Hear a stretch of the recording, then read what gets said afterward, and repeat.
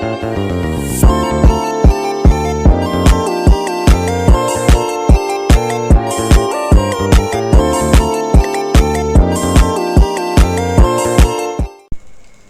pelumasan mesin. Mesin pembakaran internal berisi banyak bagian yang mengalami gesekan. Gesekan membuat bagian-bagian tersebut aus dan menyebabkan mereka menjadi panas. Untuk mengurangi gesekan dan menghilangkan panas, mobil menggunakan sistem pelumasan. Sistem ini memberikan pelumasan ke semua bagian yang mengalami gesekan. Bagian yang paling vital diberi pelumasan di bawah tekanan, sementara bagian lainnya mengandalkan gravitasi dan pakan percikan. Kita akan memeriksa seluruh siklus pelumasan mesin. Isi mesin dengan oli motor. Oli akan dilahirkan ke bak oli rute yang tersedia. Dalam hal ini terjadi melalui rongga penggerak waktu saluran khusus. Dalam oli di samping bak oli memiliki batang pengukur yang melekat padanya. Pengambilan dengan saringan oli juga dimanfaatkan di bak oli. Memulai mesin mengaktifkan pompa oli yang menarik oli menciptakan tekanan outlet. Dalam contoh ini, pompa dioperasikan oleh penggerak rantai dari poros engkol. Meskipun penggerak roda gigi atau pompa yang dipasang langsung pada poros engkol juga merupakan pilihan, katup pelepas tekanan mengontrol tekanan batas dan membuka saat tekanan yang aman diizinkan melampaui. Ini dipasang baik pada pompa oli atau awal galeri oli. Mari kita lihat singkat bagaimana beberapa oli bekerja. Anda dapat melihat beberapa pompa gigi yang bertindak sebagai pompa oli. Mereka dapat menampilkan mesin roda gigi eksternal atau internal. Pompa rotor tidak memiliki partisi bulan sabit dan satu gigi lebih sedikit pada rotor dalam. Adalah salah satu pompa yang dengan mesin roda gigi internal. Varietas lainnya adalah pompa debit variabel. Oli bertekanan pergi dari pompa ke galeri oli blok silinder. Setelah dibersihkan dari debu dan logam halus, kotoran oli lainnya dengan melewati filter oli. Jika filter terlalu tersumbat, oli akan melewati katup bypass tanpa dibersihkan. Jadi, ganti filter setiap kali Anda mengganti oli Anda.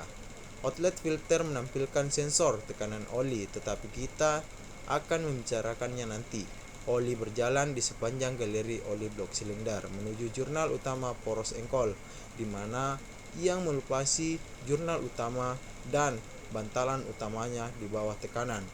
Ini menghasilkan lapisan oli yang sangat mengurangi gesekan. Selain itu, oli mengalir melalui saluran poros engkol dan melumasi jurnal batang dan bantalan batang penghubungnya. Mari kita lihat saluran oli poros engkol.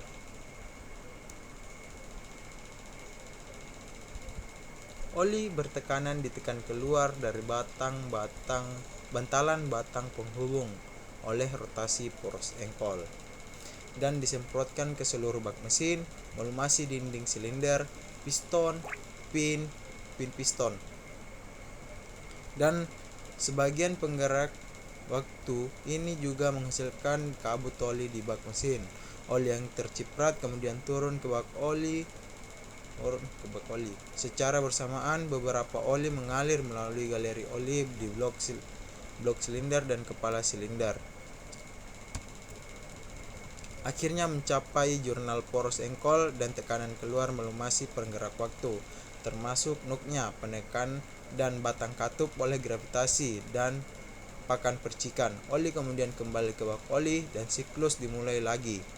Sistem harus berisi setidaknya satu sensor tekanan oli yang mengontrol fungsi sistem. Sensor tekanan dapat ditempatkan di berbagai bagian sistem, termasuk hulu dari filter dan di ujung jauh galeri oli. Tekanan sistem menampilkan beberapa sensor, misalnya hulu dan hilir dari filter ketika tekanan oli dalam sistem pelumasan rendah. Lampu peringatan menyala di dashboard. Kami melihat salah satu desain sistem pelumasan paling dasar. Sistem yang lebih kompleks mungkin mencakup sensor suhu oli, sensor level oli, dan radiator didinginkan oleh udara atau air. Radiator pendingin juga dapat menampilkan berbagai skema kopling. Ada juga pendekatan yang untuk meningkatkan pelumasan dan pendinginan silinder, piston, dan pin piston. Seperti saluran oli, tambahan di batang penghubung lubang oli di bagian bawah batang penghubung, serta nozzle jet oli di blok silinder. Pelumasan juga diperlukan untuk beberapa sistem operasional seperti turbocharger. Beberapa fungsi kontrol dapat dilakukan melalui sistem pelumasan. Dengan demikian, oli motor bertekanan sangat penting untuk penyesuaian las hidrolik. Beberapa sistem waktu katup variabel dan pemegang hidrolik penggerak waktu untuk mencegah kelebihan oli di ruang bakar. Piston dilengkapi dengan cincin kontrol oli yang menghasilkan berbagai besar oli di dinding silinder, serta segel batang katup untuk mencegah kelebihan oli masuk melalui batang katup.